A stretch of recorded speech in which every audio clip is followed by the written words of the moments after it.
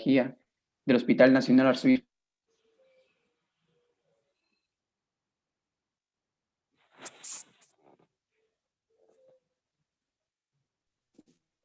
¿Me escuchan?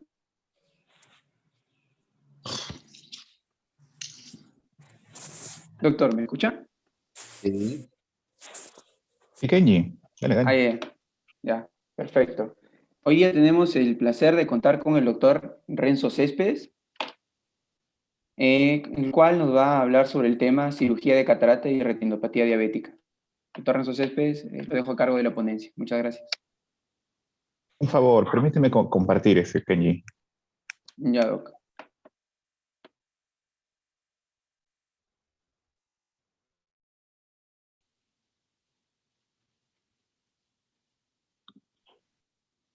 Aún no puedo, ¿ah?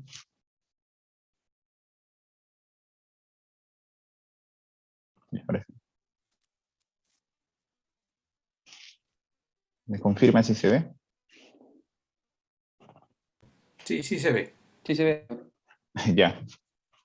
Eh, bueno, ante todo, muy buenos días. El tema a tratar hoy día va a ser cirugía de catarata y retinopatía diabética. Básicamente, voy a darle un abordaje más quirúrgico, ¿no? El año pasado hice un poco más amplio el tema, pero esta vez lo he tratado de reducir a algo más quirúrgico, mucho más útil. Así que una breve introducción. Recordemos pues que diabetes, sobre todo en esta condición de pandemia, las cifras, aunque no estudiadas en Perú, asumimos Esta que reunión está están siendo grabada. muy por encima. Está muy por encima de lo que uno espera, ¿no? Porque no hay controles en los hospitales, porque la mayoría de pacientes no tienen acceso a tratamientos con sus médicos endocrinólogos, están regresando al primer nivel de atención, y todo esto pues ha provocado un clima bastante desordenado para los pacientes diabéticos, ¿no? Y como comentario también agregar que acá en el hospital al menos hemos tenido muchos casos de mucormicosis en pacientes diabéticos, ¿no? Asumimos que es por el mal control metabólico que están teniendo estos pacientes, ¿no? Aunque ahora hay publicaciones que relacionan el COVID, ¿no? Al mucor. Entonces, habría que observar eso en detalle más adelante. La prevalencia a nivel mundial sabemos que está aumentando. Hay estadísticas que esperan que la diabetes para el año 2050-2030 sea muchísimo más alta de la que tenemos actualmente. En Perú, para el 2018 más o menos, la prevalencia fue del 5.1 al 7%, que es relativamente alta para un país de tercer mundo como el nuestro. Igual, ¿no? Hay datos de países que no son necesariamente el primer mundo que la prevalencia de diabetes cada vez está en aumento, ¿no? México es un gran ejemplo que creo que lidera todo esto, a este grupo de países, ¿no? Cirugía de catarata, recordemos que es el procedimiento que más se realiza, ¿no? En los diferentes institutos y hospitales. Y juntar estas dos variables, ¿no? Que viene a ser la diabetes como una enfermedad muy prevalente y la cirugía de catarata como uno de los procedimientos más frecuentes que se realiza, pues obviamente que trae consecuencias a futuro, ¿no? Entonces es importante conocer y manejar bien el tema de cirugía de catarata y retinopatía diabética, tanto para el segmento como para los profesionales de retina. Ahora, en Perú, la principal causa de ceguera pues es precisamente diabetes, ¿no? Y la prevalencia de retinopatía diabética es del 0.8% aproximadamente. No olvidar que, si bien es cierto, cuando se opera la catarata, pues uno tiene que dedicarle la mayor parte de lo que revisa al cristalino mismo. Cuando hablamos de un paciente diabético, las alteraciones no se dan solo a nivel de cristalino, ¿no? Sino que afecta absolutamente a todos los tejidos, ¿no? Desde la córnea hasta la retina, ¿no? Entonces hay epiteliopatía diabéticas, hay alteraciones inflamatorias a nivel de cámara anterior, a nivel del ángulo puede haber neovascularización, el iris también tiene cierta afectación, como vamos a ver más adelante. El mismo cristalino, ¿no? Va a sufrir algunos cambios por la diabetes, y obviamente la retina, ¿no?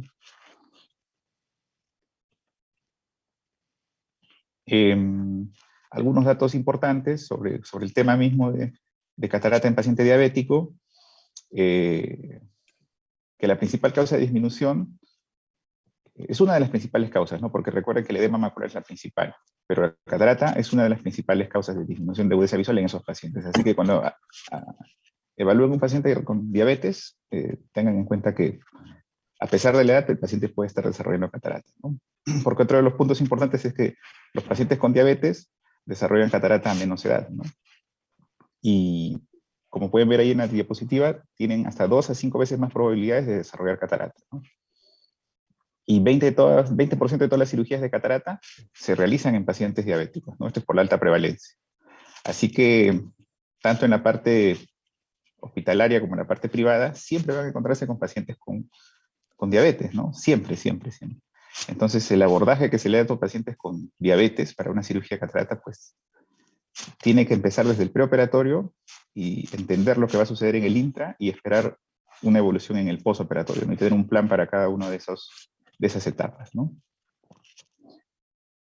Otro punto importante que vamos a desarrollar también es el timing, ¿no? Porque a diferencia de otras cirugías de catarata en otro tipo de paciente, en el paciente diabético es importante cuándo operar, ¿no? Y este último punto, que es muy importante, que a mayor duración y severidad de la diabetes, el escenario para la catarata suele ser siempre de un pronóstico peor, ¿no?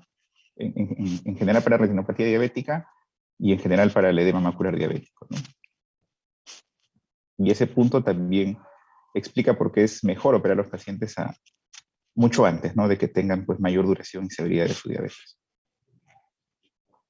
Entonces, lo que les comentaba, ¿cuáles son los escenarios o los puntos más importantes para este escenario de cirugía de catarata en pacientes con retinopatía diabética?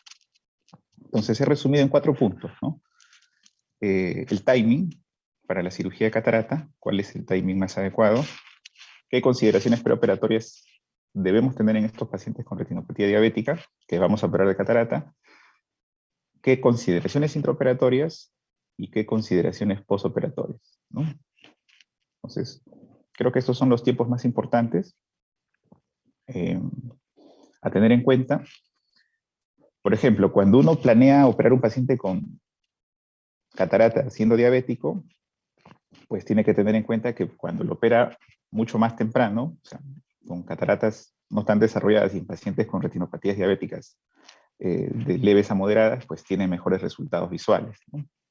Y tiene menos complicaciones.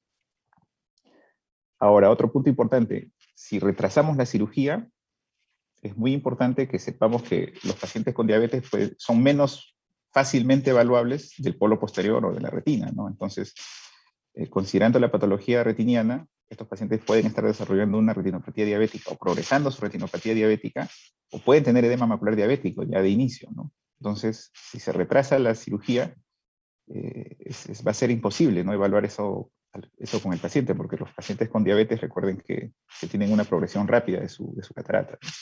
Entonces, cuando uno quiere hacer fondo de ojo, no va a poder ver, ¿no? No va a poder ver si tiene retinopatía diabética, no va a poder saber si tiene edema macular y tener eso en cuenta al momento de la cirugía, ¿no? Entonces, ese es un punto importante también de por qué no retrasar la cirugía, ¿no?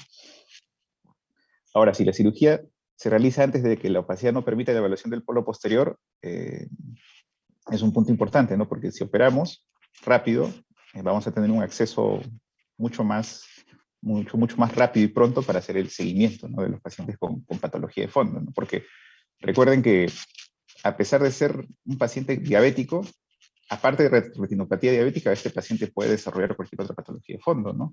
Puede desarrollar su degeneración macular senil, ¿no? Por su edad, puede también desarrollar alguna patología inflamatoria, infecciones, ¿no? Entonces, tengan eso en cuenta, ¿no? O sea, el diabético no solo se va a circunscribir a retinopatía diabética, ¿no? Puede tener otras patologías de fondo, y si hablamos de pacientes con catarata, entonces suelen ser pacientes añosos, ¿no? Sobre todo en el hospital, ¿no? Para los que trabajan en la parte privada, los pacientes suelen venir con menor edad, ¿no? O sea, suelen venir más jóvenes, pero en el hospital pues llegan pacientes 60 años, 70 años, que controlan mal su diabetes, que tienen cataratas muy avanzadas, ¿no? Y aparte tienen patología del polo posterior, ¿no?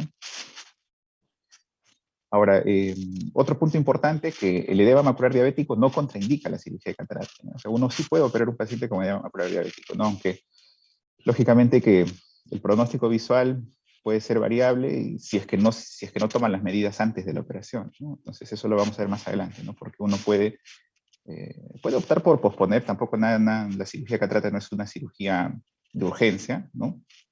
Salvo indicaciones. Así que puede posponer o puede también tomar medidas antes de y después de la cirugía de catarata en un paciente con edema macular, ¿no? Ahora, ¿qué consideraciones preoperatorias debemos tener en cuenta en todo paciente con diabetes? En todo paciente con diabetes, ¿eh? Independientemente del grado de retinopatía diabética que tenga o independientemente del grado de control diabético que tenga, ¿no? Entonces, todo paciente, primero empezar por el manejo metabólico, ¿no?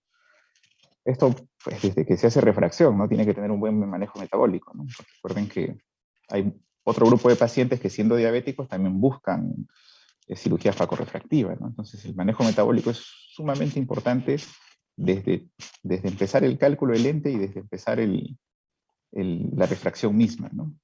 Hasta todo lo que compromete el pre y el postoperatorio, ¿no? Entonces, el manejo metabólico es un tema sumamente importante que muchas veces pasamos por alto. Estos pacientes deben ser bien controlados por su endocrinólogo, deben ser bien controlados por su cardiólogo, y una vez que estén completamente estables y seguros, muchos pacientes diabéticos tienen infecciones, ¿no? Tienen infecciones crónicas, tienen infecciones urinarias de repetición, tienen a veces neumonía, tienen a veces algún tipo de infección, tienen micosis, ¿no? Entonces, que pueden ser punto de partida a futuras infecciones, ¿no? Estos pacientes también pueden hacer endoftalmitis endógenas, ¿no? Entonces, un buen control metabólico eh, puede más o menos controlar o reducir estos riesgos, ¿no? Aparte que tiene el impacto directo sobre la progresión de la enfermedad, ¿no? O sea, sobre tanto la retinopatía diabética como el edema macular, ¿no? Entonces, manejo metabólico. Paciente, por algo se le hace su riesgo quirúrgico, entonces si encuentran algo que no va acorde, si su hemoglobina glicosilada está muy alta, entonces son puntos que primero hay que solucionar antes de la cirugía, ¿no? Ahora, otro punto que también mencioné en ese momento es el mayor riesgo de endoftalmitis, ¿no? Es por el mismo hecho de ser diabético, ¿no? Recuerden que la diabetes es una enfermedad inflamatoria crónica, altera la inmunidad, ¿no? Son pacientes inmunodeprimidos y son pacientes que, al tener una hiperglicemia, ¿no? Que tienen mayor azúcar en sangre, son más predispuestos, no tienen el combustible de la bacteria misma, ¿no? Entonces la bacteria fácilmente se reproduce en muchas partes, ¿no? Entonces esto implica, pues, el alto riesgo de endoftalmitis, ¿no? Y no solo eso, son pacientes que constantemente van a verse al hospital, o muchas veces tienen hospitalizaciones previas, entonces las bacterias que cargan son diferentes a un paciente ambulatorio, ¿no? Entonces es otro punto muy importante. Tiene que tener una muy buena evaluación oftalmológica y hacer hincapié en estos puntos, ¿no? En si tiene DEPAR o no, para definir su afectación del nervio óptico. Hay neovascularización de iris, es otro punto importante, ¿no? Esto es sumamente importante, sobre todo en el prequirúrgico, ¿no? Como lo digo acá. Neovascularización de ángulo, hay que hacerle siempre la tonometría, ¿no? Porque, bueno, al menos yo tengo problemas para distinguir colores, ¿no? Entonces, yo le doy bastante hincapié a esto de evaluación de la neovascularización, ¿no? Tengo que poner mis filtros e identificarlas bien. Y a veces se me pasa, y con la tonometría he visto que he encontrado pacientes con 35 de presión, y cuando vuelvo a examinar, pues tenía neovascularización, ¿no? Entonces, la tonometría también a todos los pacientes, ¿no? Sobre todo a los diabéticos. Hay que considerar hacer pruebas auxiliares a estos pacientes antes de operarlos, ¿no? OCT, angiografía, dependiendo de la evaluación. Otro punto importante es la severidad de la retinopatía, ¿no? Y sobre todo tener cuidado con pacientes con retinopatías diabéticas proliferativas, ¿no? Estos pacientes con retinopatías diabéticas proliferativas, sí, mucho cuidado, ¿no? He tenido bastantes casos, ¿no? Que la cirugía sale todo perfecto, y a la semana, a las 2 semanas, el iris se está cerrando, la neovascularización se hace muy violenta, muy agresiva, la inflamación es severa, el paciente termina haciendo sinequias, haciendo un cuadro estrepitoso, ¿no? Y evoluciona muy mal. O sea, la cirugía al final te dura menos de un mes. La recuperación visual igual, ¿no? Entonces, estos pacientes con retinopatía diabéticas proliferativas hay que tener mucho cuidado, ¿no? Y no solo por eso, ¿no? No solo por el pronóstico, sino porque las pupilas también son sumamente pequeñas, no dilatan.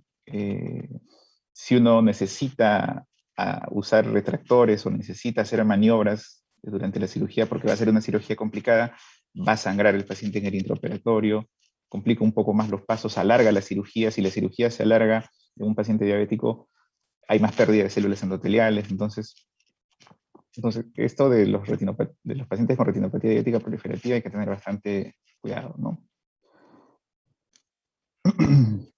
¿Y qué pasa con el edema macular diabético, no? Si bien es cierto, no es una contraindicación, hay que tener bastante claro que los pacientes en el posoperatorio tienen riesgo de desarrollar edema, ¿no? Entonces, o desarrollan un edema posoperatorio, que es el Irving gas, o pueden desarrollar un edema macular diabético, ¿no? O pueden tener un edema macular diabético antes de la cirugía y puede progresar después de la cirugía, ¿no? Entonces, hay varios escenarios, ¿ya? Y finalmente, neovascularización del iris, ¿no? Siempre que se tenga una neovascularización de iris y se evalúe en el preoperatorio, pues hay que hacerle su fotocoagulación y su intravítrea, ¿no? Para lo mínimo, ¿no? Obviamente ese paciente se tiene que hacer más cosas, pero antes de operarlo hay que fotocoagularlo antes, ¿no? Ya si es que en el peor de los casos la catarata es muy madura, que no permite visualización y no va a permitir colocar láser, pues podría operarse con su dosis de intravítrea. Puede ser un día antes o el mismo día, en el peor de los casos, de la cirugía, o después de la cirugía, pero hay que colocarle a ese paciente un antiangiogénico más, ¿no? Y ya después de la cirugía se le hace su fotocoagulación, ¿no? Ahora, ¿qué consideraciones intraoperatorias? Ya una vez que hemos evaluado a nuestro paciente, hemos determinado todo esto que les he comentado, ya fue el mejor candidato posible, ¿no? O tuvo muchas observaciones y las levantamos, ¿no? Y es hora del intraoperatorio. Entonces, hay que considerar muchas cosas, ¿no? Por ejemplo, estos pacientes tienen más probabilidad de hacer fimosis de cápsula anterior, ¿ya? Entonces, hay que hacer capsuloresis más grandes por eso. También hay que tener en cuenta que pueden ser cirugías más largas y complicadas, ¿ya? Porque por todo esto que les he comentado, entonces uno espera que pueda complicarse este paciente. Y obviamente hay que ir preparados para cualquier cosa que pueda pasar, hay que ir con retractores, hay que ir con su detector a la mano, hay que ir ya desde antes preparado para esto. Si es que están utilizando un lente, una pieza, mejor quizás entrar con un 3 piezas, ¿no? Si pensaban pues colocarlo en bolsa, probablemente ya no va a ser posible, hay que colocarlo en sulco. Si se puede, a veces no se puede tener un 0,5 más, un 0,5 menos a la mano, o si se puede más opciones a la mano de lentes intraoculares. Tengan en cuenta que estos pacientes son malos dilatadores, ¿no? Ya en el preoperatorio hay que definir muy bien eso, ¿no? Qué tanto dilata la pupila de estos pacientes para ir preparados, ¿no? Hay más chances de iris sangre durante la cirugía. Estos pacientes hacen queratoepitelopatía diabética, ¿no? A veces curan muy lento el proceso, la alteración epitelial, ¿no? Y también tienen mayor predisposición a células endoteliales. Entonces, si consideran que hay una mayor pérdida de células endoteliales, y si por A o B tienen una cirugía más larga, pues ya saben que el paciente probablemente se recupere ya en el postoperatorio, pero al tiempo va a ser el problema, pues, ¿no? Entonces, estos puntos son muy importantes, pueden haber otros, ya lo desarrollaremos en las preguntas, pero estos considero que son de los más importantes, ¿no? Y las consideraciones postoperatorias, ya una vez que ya terminamos antes cuando planeamos, ¿no? Estamos en el intra, en el pre, más o menos sabemos que hemos desarrollado. Hay dos puntos importantes que hay que considerar en el postoperatorio, ¿no? La progresión de la retinopatía diabética y el edema macular, ¿no? O sea, la pregunta es, si yo opero a mi paciente, ¿va a progresar o no va a progresar la retinopatía diabética, ¿no? Entonces, esa pregunta se hace muchos años que se ha hecho, que se ha planteado, que ya se ha estudiado. Y por otro lado, el edema macular, ¿no? Que ya les mencioné algunos escenarios, ¿no? Acá básicamente son dos, ¿no? O sea, el Irving gas y el edema macular diabético, ¿no? ¿Qué pasa con la progresión? Toda retinopatía diabética en el tiempo va a progresar, ¿no? dependiendo obviamente del control metabólico que se tenga el paciente, de qué tanto cuidado tenga el paciente, de qué tan educado esté con su enfermedad, ¿no? Pero la historia natural es progresar. Toda retinopatía diabética progresa. O sea, independientemente se opere o no, va a progresar. Entonces, a veces puede coincidir estos sucesos, pero la pregunta específica es que si después de operar hay una progresión, ¿no? Entonces, ¿qué les puedo decir sobre esto? Es de que hay evidencia a favor y hay evidencia en contra, ¿no? Hay evidencia que sí, efectivamente, los pacientes progresan después de una cirugía de catarata, y hay otra evidencia que dice que no progresa. Entonces, de todo lo que se puede encontrar en la bibliografía, hay algunos puntos que sí tenemos que tener en cuenta, ¿no? De cuándo sí progresa y cuándo puede no progresar. Entonces, si tenemos pacientes con hemoglobinas glicosiladas elevadas antes del preoperatorio, antes de la cirugía, pues estos pacientes tienen mayor riesgo de progresar. Entonces, por eso es importante el manejo preoperatorio, ¿no? Se supone que si tiene hemoglobinas glicosiladas altas es porque tiene un muy mal control metabólico, ¿no? Como sucede acá muy a menudo, ¿no? Pacientes con retinopatías, con diabetes de 15 años de evolución, que tienen ya amputado alguna extremidad y tienen retinopatías diabéticas en progresión, pues siguen con su metformina, ¿no? Probablemente estén con hemoglobinas glicosiladas de 10 y siguen con su metformina, ¿no? Entonces, eso es típico, ¿no? Eso creo que de todos los días. Y encima con su gaseosa y su empanada. Entonces, eso es algo que se van a encontrar siempre, sobre todo en la parte hospitalaria, ¿no? Ahora, otro punto importante, la asociación o la duración, ¿no? Y el pobre control glicémico también. Si tienen este tipo de paciente, puede progresar después de la cirugía. Cuando hay edema macular diabético, sobre todo con afectación central, y tienen una retinopatía diabética de moderada a severa, también este paciente puede progresar, ¿no? ¿Y cuándo no suele progresar, no? Ahora, pues que a diferencia de hace muchos años, 15 o más, ya hacemos cirugías pues con incisiones mucho más pequeñas, en tiempos más cortos.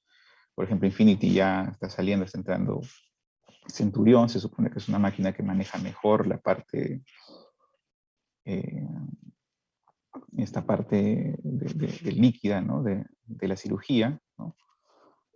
Maneja bien las presiones también.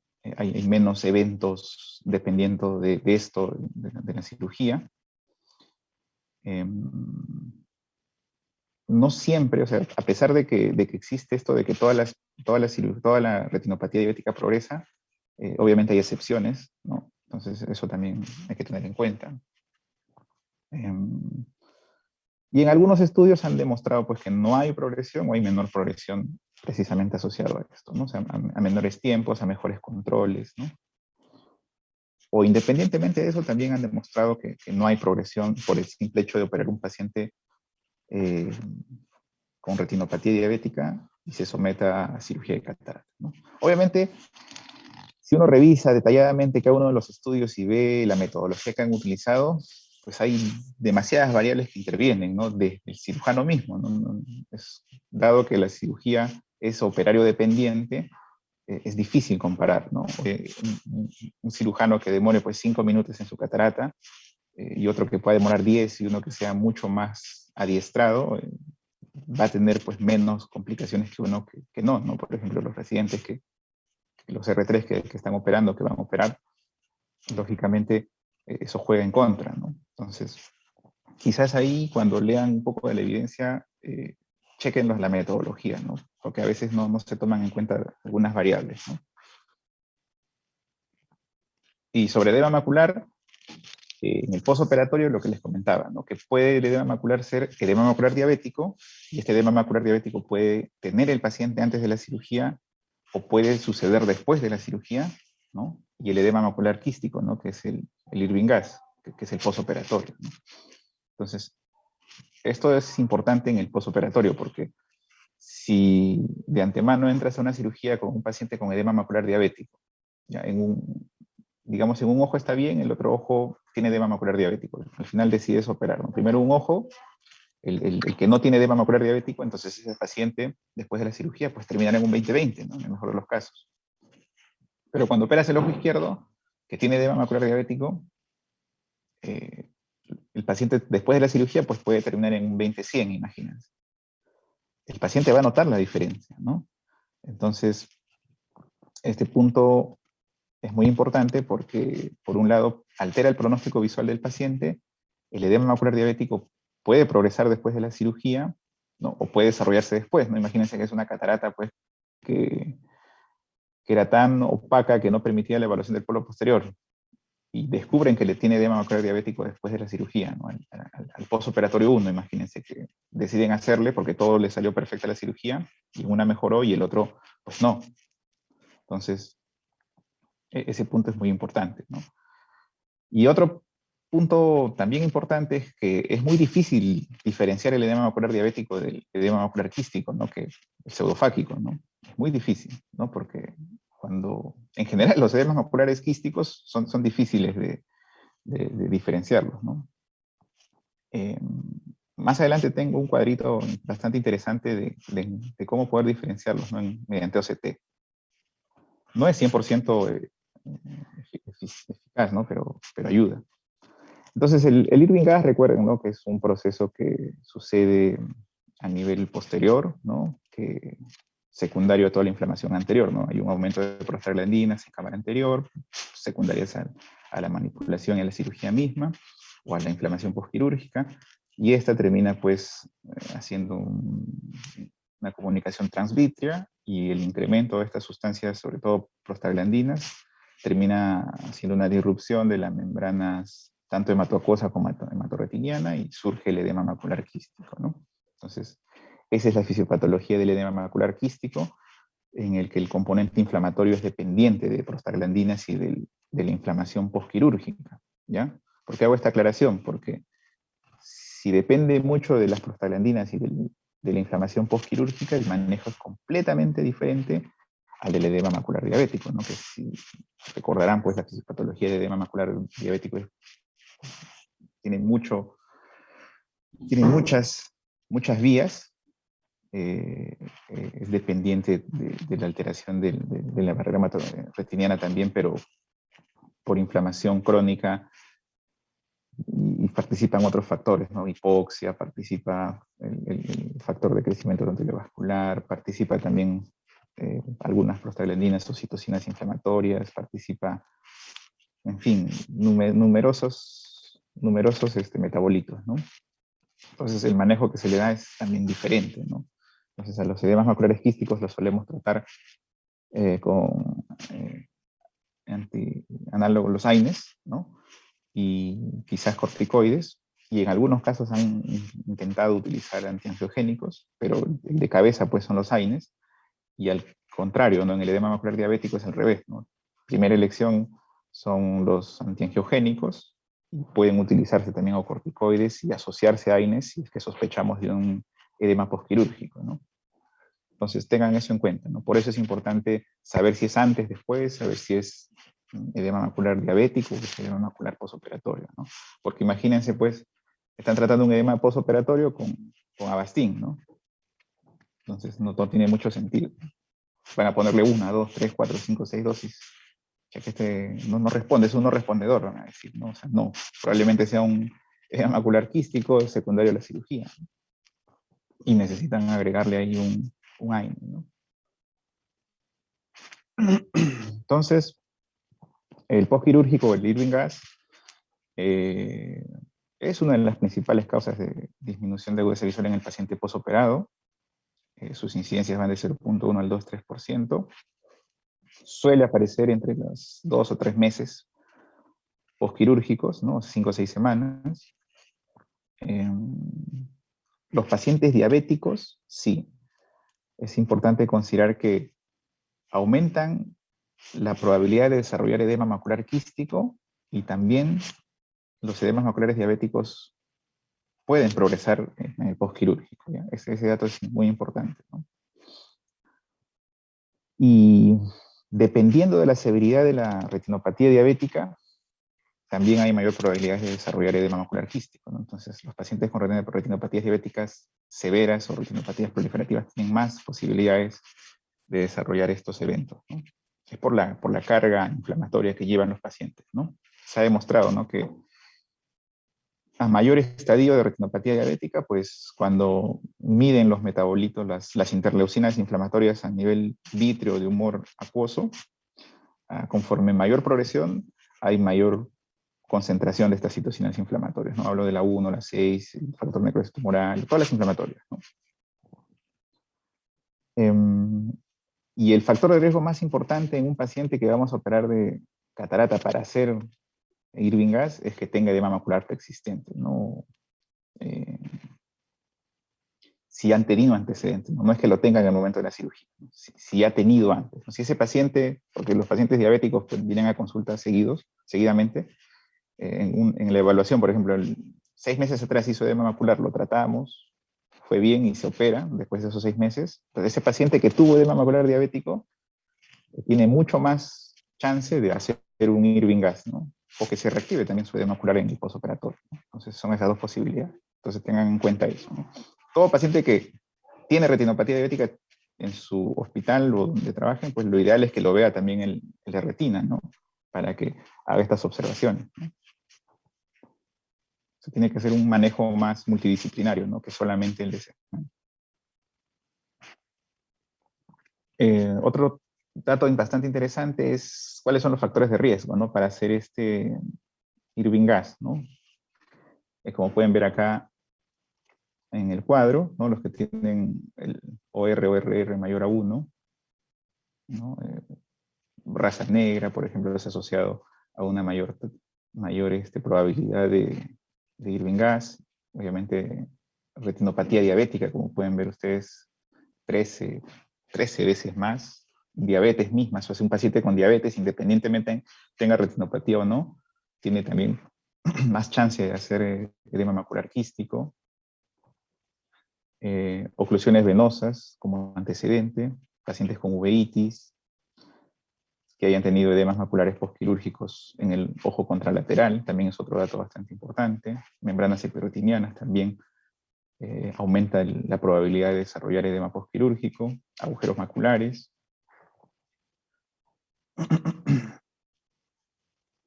Y el uso preoperatorio de prostaglandinas, como vamos a ver, es una de las estrategias, ¿no? Por eso acá los riesgos suelen ser en valores menores, ¿no? Y sus intervalos de confianza, como pueden ver, por debajo de 1, o sea, pueden ser o son protectores, ¿no? Degeneración macular muy poco, cirugía de catarata complicada, tiene mayores riesgos también de desarrollar este edema macular postoperatorio, y si ha tenido el paciente un antecedente de desprendimiento de retina y ha sido reparado, ¿no? Quirúrgicamente. Entonces, esto es para que tengan una idea, ¿no? En el preoperatorio qué evaluar, ¿no? Y qué esperar en el post también, ¿no? Se ha estudiado que los pacientes diabéticos tienen un lecho vascular más vulnerable, definitivamente, ¿no? O sea, los pacientes diabéticos, precisamente, si desde el punto de vista patológico, la enfermedad diabética, pues, es una enfermedad vascular, ¿no? Recuerden que pues, tiene complicaciones macro y microvasculares, ¿no? La retinopatía diabética es una complicación microvascular, ¿no? Entonces, a eso se refiere con que el lecho vascular sea más vulnerable, ¿no? El fenotipo del endotelio de los pacientes diabéticos, pues es completamente diferente. Es un endotelio inflamatorio, es un endotelio procoagulante, es un endotelio que tiende a responder de esta forma, ¿no? Entonces, patológica. Entonces tengan eso en cuenta, ¿no? Y como les comentaba, pues he estudiado los regímenes para prevenir este edema macular postquirúrgico, ¿no? Si bien es cierto, hay mucha evidencia y hay muchas opciones, y aparte de muchos otros más, hay también metaanálisis sobre esto, ¿no? Este es uno de ellos. Y como pueden ver, existen todas estas opciones, ¿no? Se ha estudiado el uso de AINE con corticoide, AINE solo, corticoide solo, corticoide de depósito, o corticoide tópico con corticoide de depósito. Se ha estudiado también antiangiogénico solo, y lo han enfrentado a corticoide, han estudiado el antiangiogénico con corticoide juntos, y se ha enfrentado a corticoide. Entonces se ha hecho una serie ya se ha estudiado todo en realidad, ¿no? Y solo que les comento esto para que vean, ¿no? Que si por ahí se les ha ocurrido pues, utilizar corticoides de más de años, ya está estudiado, ya está descrito, ya hay series. Y vamos directo a las conclusiones para que se lleven pues, lo más útil. Y de todo lo que se ha estudiado, se ha demostrado pues, que el uso de AINES con corticoides tópicos suelen ser superiores, ¿no? Pero superiores a qué? Al corticoide solo, ¿no? Porque el gold estándar, digamos que son los AINES, ¿no? Entonces acá estudiaron los enfrentaron a los corticoides, ¿no? Entonces, tengan eso en cuenta, ¿no? O sea, si algo van a dar, pues AINES al menos, ¿no? Pero podrían dar AINES con corticoide tópico, ¿no? Que demuestra ser superior al corticoide solo, ¿no? Y como pueden ver, previene hasta un 75.8% de casos, ¿no? Y en el caso de corticoides de depósito versus corticoides o AINES asociados a corticoides tópicos, también se ha demostrado que son altamente efectivos, ¿no? Pero digamos que son estrategias que normalmente no solemos utilizar en el día a día, ¿no? La mayoría utiliza AINES tópicos, solo AINES tópicos, ¿no? A veces una semana antes, a veces 5 días antes, a veces 2 semanas antes, eso también va a variar. Hay también descrito muchas opciones, ¿no? La más práctica es utilizarlo una semana antes, ¿no? El AINES, ¿no? Y antiangiogénicos también, ¿no? Que no demostró ningún efecto positivo, ¿no? Ahora, otro punto bastante interesante es recordar, ¿no? Si utilizamos corticoides, sean tópicos o de depósito, pues puede haber hipertensión ocular y precisamente eso sucedió en muchos de los estudios, ¿no? Que hubo incremento de la presión intraocular y que requirió tratamiento, ¿no? Entonces, tengan eso en cuenta, ¿no? Por ese motivo tampoco es que damos AINE con corticoides, ¿no? Entonces, porque puede comprometerse a una hipertensión intraocular y estamos agregando otro tratamiento más al paciente, ¿no? Y no solo eso, ¿no? Los pacientes en el postoperatorio van a requerir corticoides, ¿no? Entonces, estamos ya desde antes provocando un evento que no queremos, ¿no?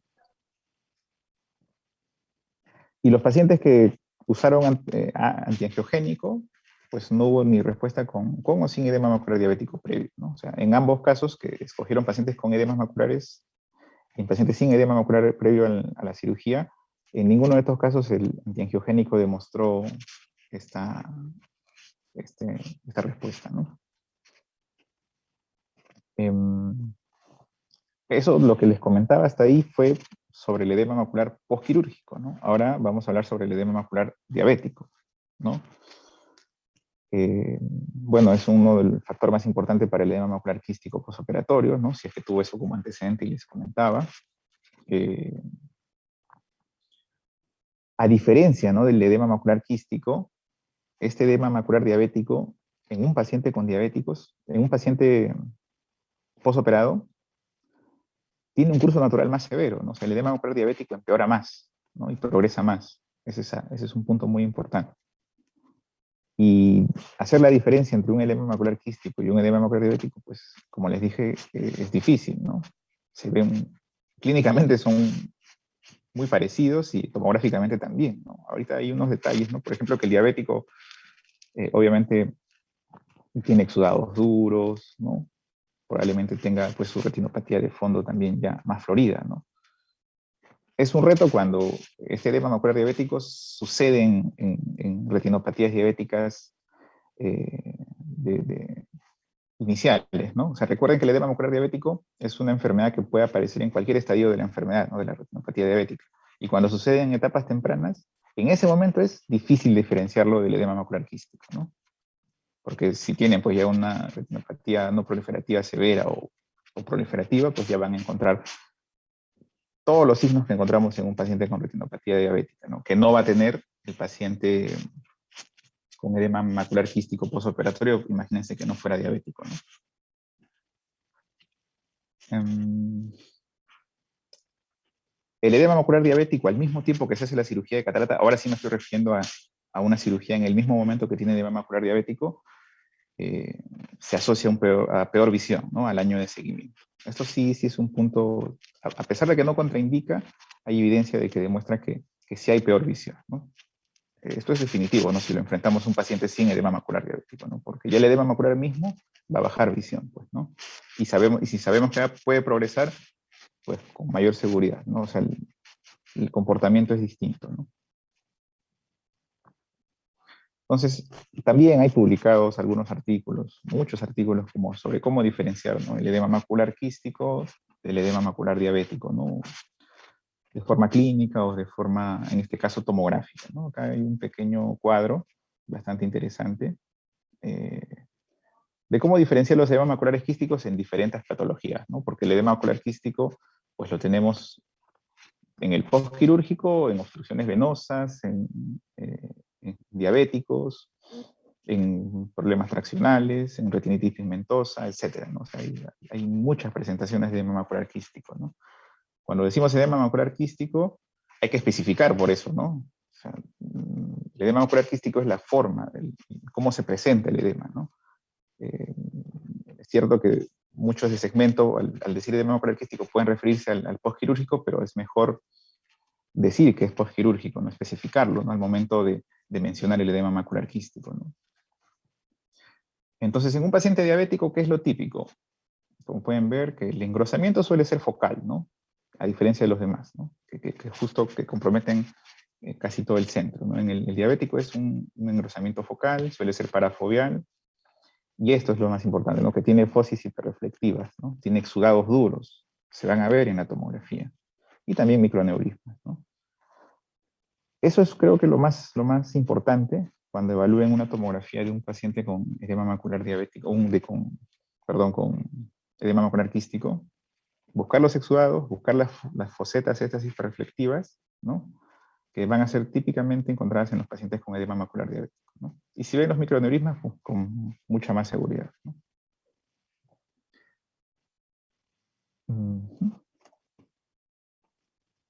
Finalmente, la parte terapéutica, llamémosla así, ¿no? ¿Qué opciones terapéuticas para este edema macular diabético tenemos?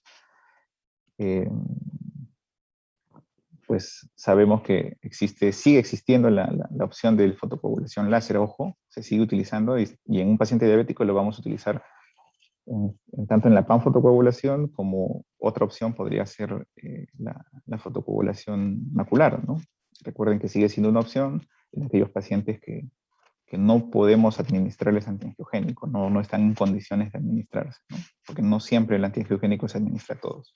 Y por otro lado, el uso de tratamiento intravítreo, ¿no?, que puede ser antiangiogénico o esteroide, ¿no? Hay que hacer hincapié en este tratamiento porque el paciente puede estar ya recibiendo tratamiento y a ese paciente lo sometemos a cirugía, o se refiere al tratamiento que le damos una vez diagnosticado el edema macular diabético en el postquirúrgico, ¿no? Entonces son dos posibilidades, ¿no? El paciente que ya viene recibiendo tratamiento y se opera, o el paciente que ya viene recibiendo tratamiento y hace catarata, ¿no? Porque recuerden, sobre todo con corticoides intravítreos, sobre todo los de depósito, estos pacientes van a desarrollar catarata, ¿no? Entonces ese paciente va a ser sometido a cirugía de catarata en un ambiente ya de tratamiento para una enfermedad de fondo, ¿no? Y otra cosa es el tratamiento ya de la enfermedad misma, ¿no?, del edema macular diabético que se desarrolla en el postquirúrgico, ¿no? Entonces, para que también ese escenario lo tengan en cuenta, ¿no? Entonces, la fotocoagulación láser, que puede ser fotocoagulación panretiniana o fotocoagulación macular, sigue siendo una opción. No lo olviden.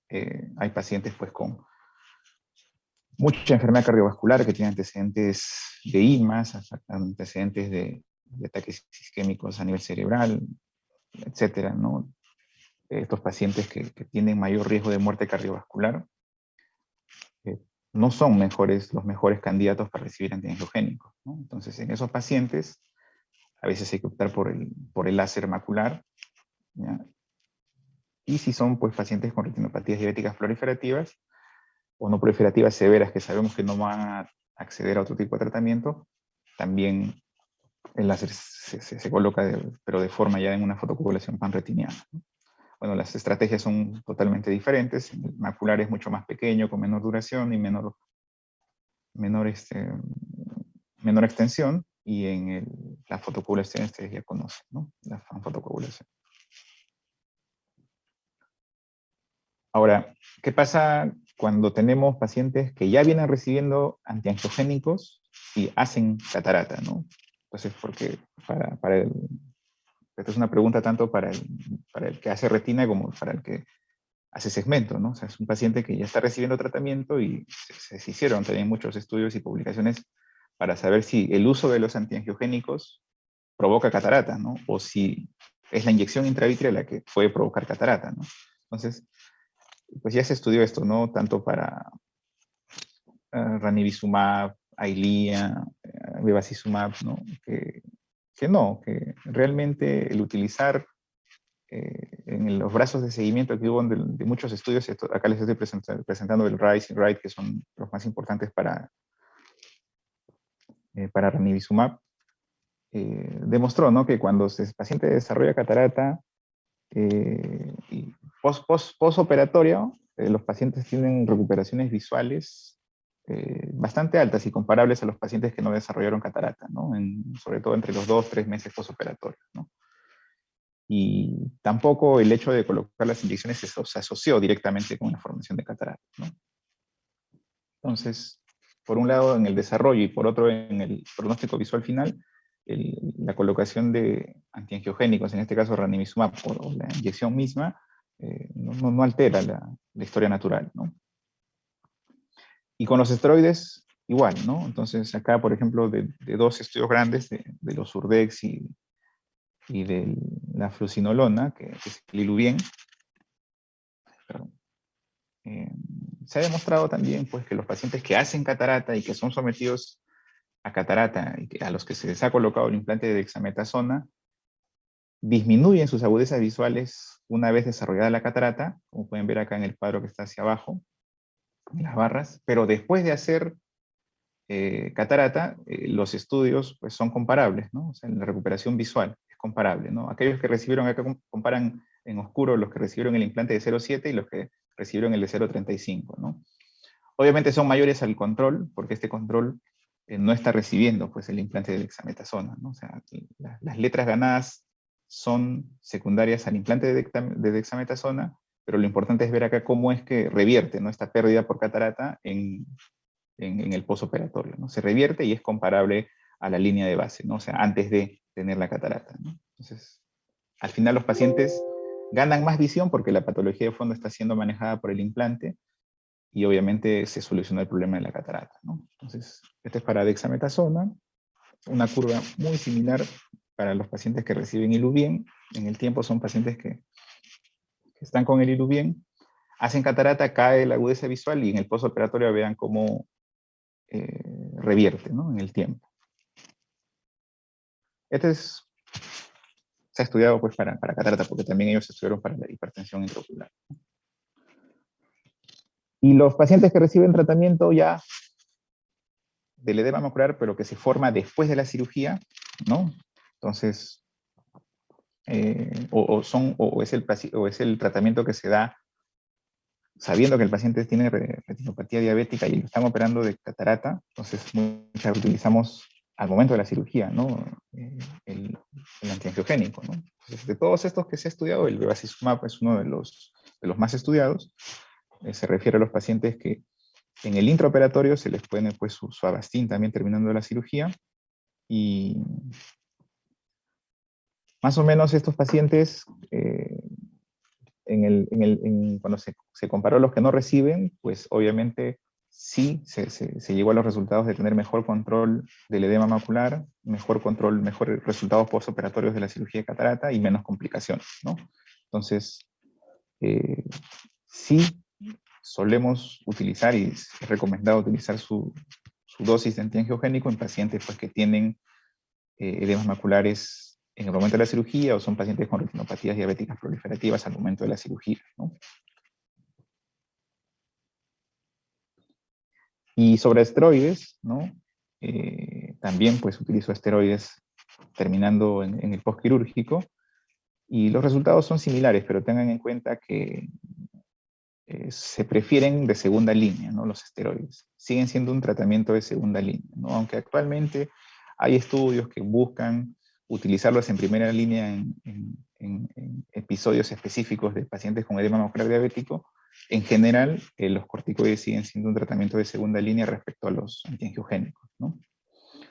Pero sí, también se ha demostrado ser suficientes, ser útiles. Se utilizan menos inyecciones, pero tengan en cuenta que tienes la probabilidad de desarrollar hipertensión intraocular a futuro, ¿no? Obviamente ya la catarata no es algo que importe porque ya el paciente es posoperado, ¿no? Y bueno, como recomendación final, esto también está tal a la de ahí pueden ver la referencia bastante interesante. ¿Qué recomendaciones ante diferentes escenarios de pacientes con retinopatía diabética, ¿no? Como pueden ver, cuando el paciente tiene una retinopatía diabética leve, o es un paciente con diabetes pero sin retinopatía diabética, hacemos una facoemulsificación estándar, ¿no? No pueden no hacer nada, simplemente el paciente lo operan como se suele operar, ¿no? Un paciente de catarata. Desde el punto de retina no hacen nada. Y tampoco hacen algún manejo prequirúrgico, ¿no? Pero si ya empieza a tener una retinopatía diabética de moderada a severa, pues entonces ya a ese paciente debiéramos considerar utilizar AINES prequirúrgicos, ¿no? Para evitar el edema macular quístico postoperatorio, ¿no?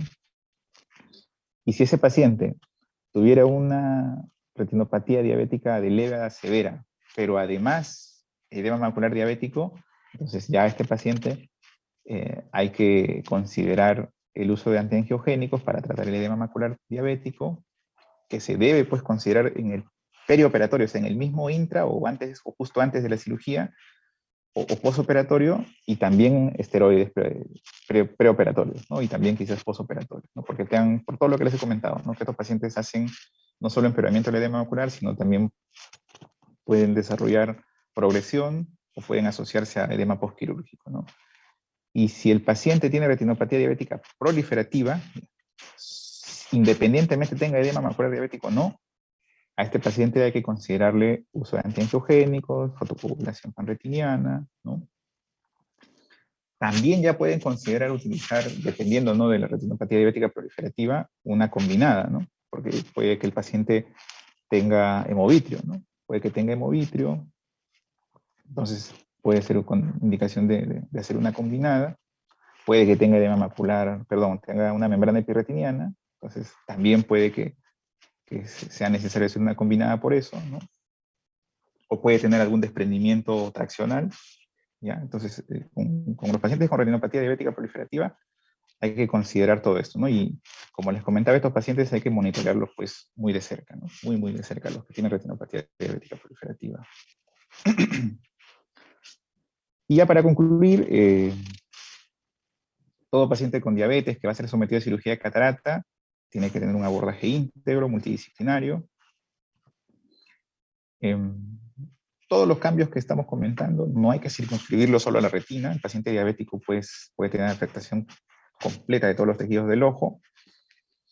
La retinopatía diabética es un factor muy importante para el desarrollo de edema macular quístico. Siempre hay que diferenciar estos cuadros de edemas maculares, ¿no?, según la etiología, porque los tratamientos van a variar. Y la combinación de AINES con corticoide, pues tiene muy buenos resultados, ¿no? Lo coloco como una conclusión porque estamos acostumbrados a utilizar solo AINES, ¿no? Y los pacientes que van a ser sometidos a cirugía de catarata y tienen retinopatía diabética, pues si bien hacemos recomendaciones generales, no olviden la individualización de los casos, ¿no? Que es la tendencia, creo, ¿no? Casi existe esta tendencia del tratamiento individual ahora, ¿no? Creo que desde los pacientes quirúrgicos hasta los pacientes médicos, ¿no?, como el caso de cáncer, ¿no? O sea, es una tendencia que ya la estamos viviendo, ¿no?, de individualizar los tratamientos. Bueno, hasta acá termina mi presentación. No sé si hay alguna pregunta. Muchas gracias, doctor Céspedes, por la presentación. En verdad ha sido bastante entendible para nosotros y también, sobre todo, práctico. Doctor Barriga, no sé si tiene algún comentario al respecto.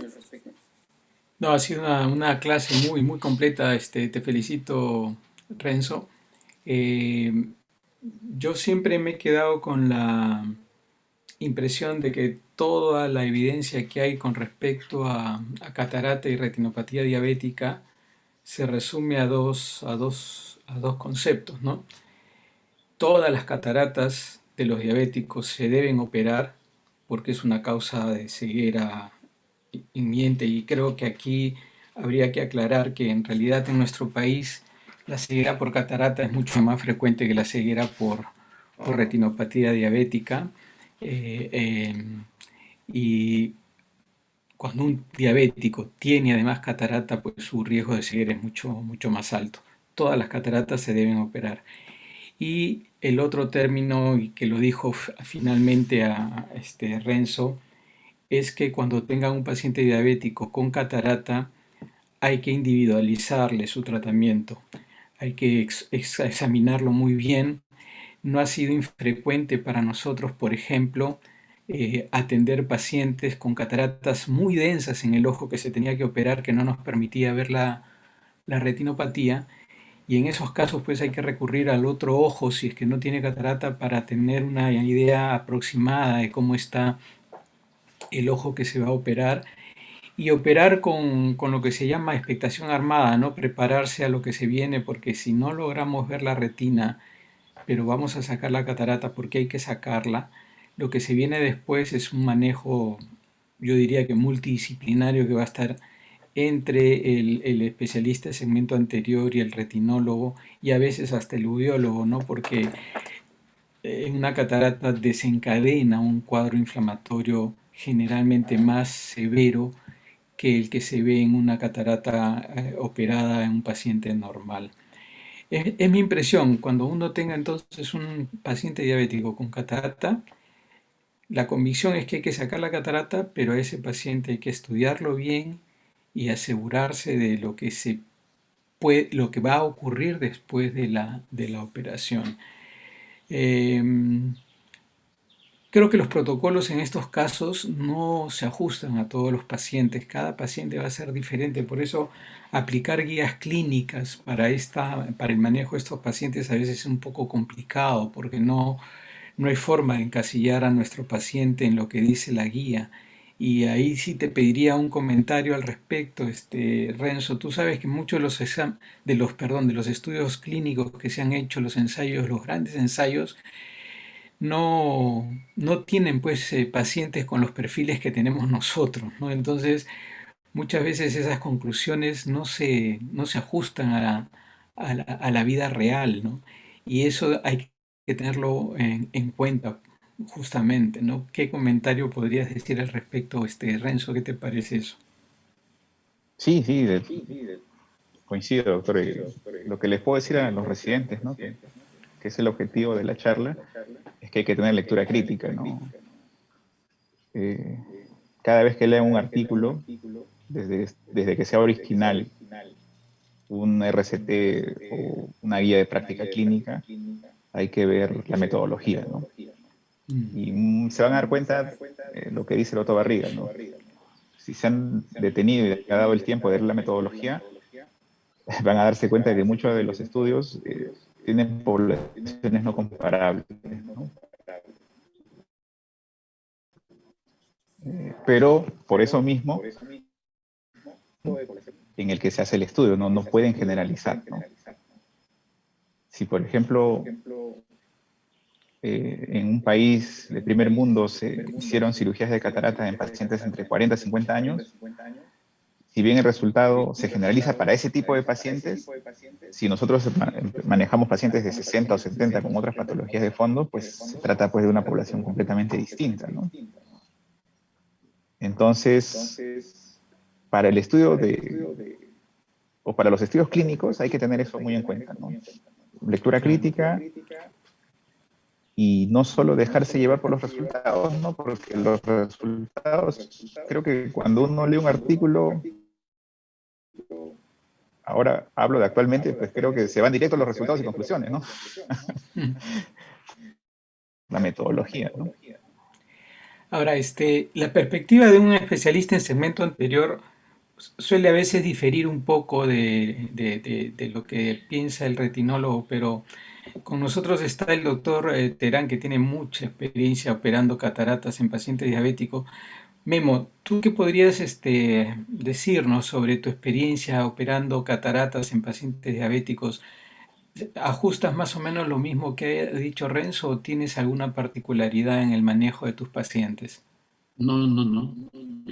Creo que ha resumido en gran medida lo que se hace, ¿no? Y lo que se está estipulando. Lo que yo no he escuchado a Renzo es sobre el papel que tienen las ecografías, que ahora son muy detalladas, en aquellos donde tienen cataratas bien maduras, ¿no? Y que ayudan a que la proyección del futuro que tú puedas tener en estos pacientes, ¿no? Y que nos ayuda a pensar en que podemos hacer cirugías incluso combinadas sin saber otros métodos, por ejemplo, en esas cataratas de quemadura y el manejo que se tiene que hacer. Mira, ahora la gran mayoría cirujanos de polo posterior o retinólogos o que hacen cirugía de polo posterior, este, tienen que hacer cirugía también de catarata, ¿no? Porque y en nuestro país, tú sabes, las retinopatías diabéticas proliferativas es bastante, el estadio que llegan los pacientes son muy avanzados, ¿no? Así es, así es. Pues, Kenji, no sé, ¿tienes alguna pregunta Doctor, ¿sí me en tu escucha? chat? Sí, sí. Ah, ya, fantástico. No, tengo una consulta. Por ejemplo, todas las recomendaciones que nos han dado es indiferentemente para diabetes insulino dependiente, no dependiente, o de repente hay que tener alguna otra consideración en la que es insulino Am, dependiente. en realidad es para los dos, Kenji. La diferencia es que cuando tengas pacientes insulino dependientes, vas a encontrarte con pacientes más jóvenes, mucho más jóvenes, ¿no? Hay pacientes insulino dependientes que hacen catarata a los 25 o 30 años, ¿no? Esa es la gran diferencia, ¿no? Si son pacientes jóvenes y si tú planteas hacer una cirugía de catarata, tienes que pensar en algo facorrefractivo, ¿no? Entonces ahí sí va a haber diferencias, ¿no? Porque no vas a ponerle un lente monofocal a un paciente de 25 años, ¿no? Porque lo vas a dejar, pues, sin visión de cerca a los 25 años, ¿no? Hemos tenido algunos casos cuando estaba en Almenar, así, de este tipo de pacientes, y a estos pacientes les ofrecimos, ¿no? Lentes multifocales y les fue muy bien, ¿no? Lo bueno es de que como son insulino dependientes, el manejo también, si están bien manejados, es mucho mejor a los pacientes de tipo 2, ¿no? Te diré. Si bien es cierto, hacen catarata a menor edad, tienen complicaciones a menor edad, una vez controlados, van bien, ¿no? Van bien. O sea, a esa edad, que está entre los 25 y 30 años, están en buena condición todavía, ¿no? Más adelante hagan otro tipo de complicaciones, sí, es un problema, ¿no? Y también tienes que tener en cuenta que los pacientes de insulino dependientes pues hacen mucho más retinopatía diabética que los no dependientes de insulina, o sea, los de tipo 2, ¿no? El 99% de los pacientes con retinopatía diabética e insulino dependiente hacen algún grado de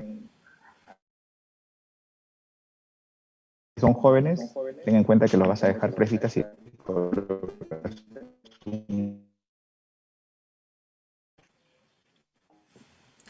Ok, Kenji, creo que hay preguntas en el chat.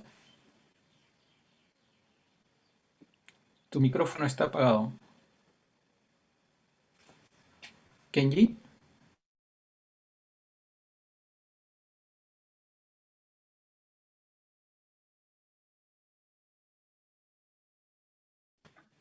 ¿Me escuchan a mí? acá hay una pregunta clásica, eh, Renzo.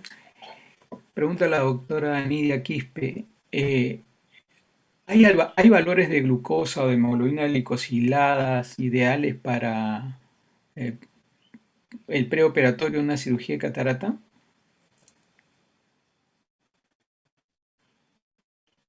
lamentablemente no hay nada estándar, ¿no? Pero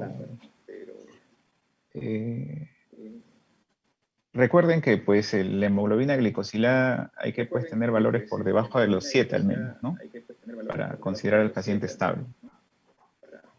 Lo ideal es 6.5 para abajo, ¿no? Es lo ideal, ¿no? Pero si buscamos un valor de corte aceptable que esté por debajo de 7, creo que es suficiente, ¿no? Claro. Otro Y punto sobre importante es de glucosa en que sí, por cada punto que... sobre glucosa, de todas maneras, los valores estándares, ¿no? Por debajo de 126, por debajo de 200, o sea, en ayunas, en el postprandial, ¿no? Por debajo de 200, eso se tiene que respetar siempre, ¿no? Eso sí, acá lo que hay que normalmente, tener en cuenta, diría yo, que siendo la mayoría de cataratas cirugías electivas, hay que tratar de preparar al claro, paciente lo mejor posible, ¿no? Y si los valores normales en el preoperatorio se pueden obtener, pues claro. digamos, el objetivo, ¿no? Y lo curioso no es que el oftalmólogo esté fijándose en eso, ¿ah? Quien No, suspende así la es, cirugía es el así es, anestesiólogo, ¿no? Ve así 130 y es. lo suspende. Ve una hemoglobina de 7.5 y te suspende, ¿no? O sea, ve un postprandial de 230, no, hay que hacerle todo el control, te dice ya la típica, ¿no? O sea, quien más está pendiente de eso es el anestesiólogo, pero los valores que se deben de llegar son los recomendados precisamente como control, ¿no? O sea, 7 para abajo, 200 para abajo en el post, 126 para abajo en el ayunas. Sí. Entonces, es Yo, lo yo, básico. yo siempre lo que les digo a los residentes es de que la cirugía de catarata es una cirugía electiva y como tal no es una cirugía de emergencia. Como no es una cirugía de emergencia, el paciente tiene que entrar en las mejores condiciones, no solamente de glucosa o hemoglobina glicosilada, sino en general, ¿no? Tiene que entrar con todos sus valores preoperatorios normales. Claro. Así es, Doc. Y quizás para los R3 que van a hacer ahora, no iniciar pues con un paciente diabético su curva, ¿no? Guárdenlos para más adelante, porque realmente una vez dominen bien todas las primeras técnicas de manejo de catarata, creo que podrían empezar con estos pacientes, ¿no? Porque sí traen problemas, ¿no? Sí son pacientes que requieren cirugías rápidas, menos complicaciones. Ayuden a sus asistentes pues, a no meterlos en problemas, ¿no? Doctor, Gisela disculpe, pregunta por el tipo de lente. ¿Hay algún tipo de lente preferible, Renzo? Bueno, de todas maneras, los lentes se sugiere, bueno, la recomendación es hacer capsuloresis un poco más grandes y entrar con 3 piezas. A la mano o de primera intención, ¿no? Pero si tenemos una catarata de un paciente que no tiene una retinopatía diabética tan florida, es de leve a moderado, sin edema macular, pues como les dije, en una cirugía estándar, ¿no? Pero por encima de eso, sí es preferible tener el lente de una pieza y al costado de 3 piezas, ¿no? Porque podemos requerir, pues, ponerle en sulco, o quizás, quién sabe, hasta algo peor, ¿no? Claro. Memo, ¿tú alguna recomendación en tu experiencia? Sí, tener cuidado en estos pacientes de que como van a tener, muy Creo que probable, sí. hay muchos pacientes que van a ser comprometidos con edema macular y más si todavía lo tienen en el preoperatorio, tener cuidado en el uso de lentes premium, ¿no? Van a tener problemas en estos pacientes. Es preferible tener un monofocal y el uso de sus lentes correctores para cerca, ¿no? Porque recuerden que si estos tienen un edema macular, estos lentes no van a funcionar, ¿no? Adecuadamente. Correcto. Bueno, creo que esas fueron las últimas preguntas, ¿no, Kenji? Sí, doctor, ¿me escucha? Sí, Sí, sí. una cosita más, ¿no? Entonces, por todo lo que he explicado, la fisiopatología, entonces un paciente diabético siempre tiene disposición para hacer un edema macular quístico, ¿no? Postpaco. Sí, Hay que tener cuidado entonces con eso. Sí, Doc, no habría otra pregunta más. Ok, Ok. Renzo, muchas gracias entonces y Gracias, doctor. Ah, ya ustedes, nos doctor. estaríamos viendo mañana, ¿no? ¿Qué tenemos para mañana, Kenji? Mañana